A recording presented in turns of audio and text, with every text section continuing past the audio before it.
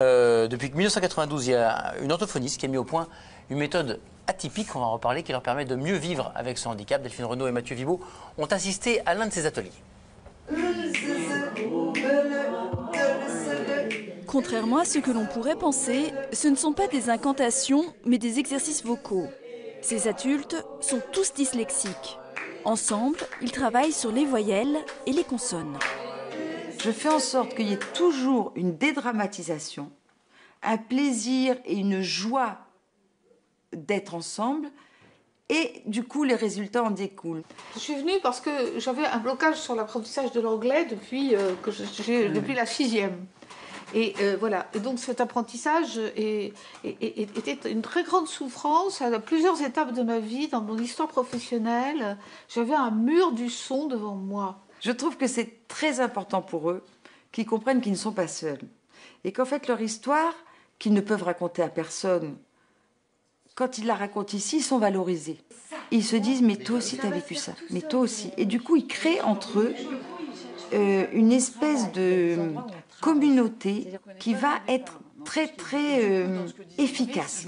Moi, j'étais pas souffrante à l'école. Le fait de se retrouver socialisé, je trouve que ça met complètement en avant en fait les stratégies d'évitement, de conflit ou d'isolement que j'ai beaucoup vécues.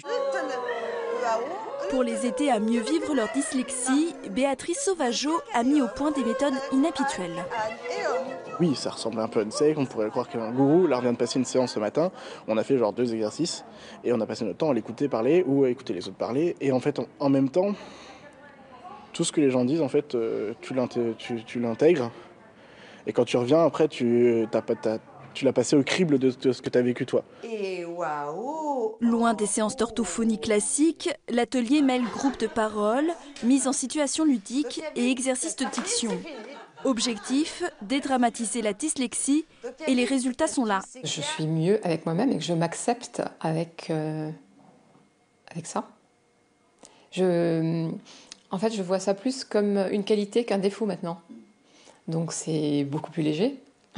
Déjà de prendre conscience qu'on a vraiment une manière de penser complètement différente, qu'on a un langage différent, et ça en fait on me l'avait jamais dit avant. Mais vraiment jamais.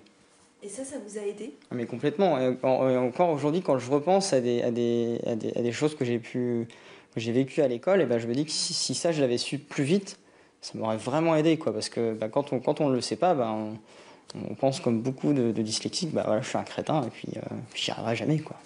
Ces adultes peuvent poursuivre leur apprentissage à la maison grâce à des exercices sur ordinateur. Ils reviendront dans un mois pour une nouvelle séance.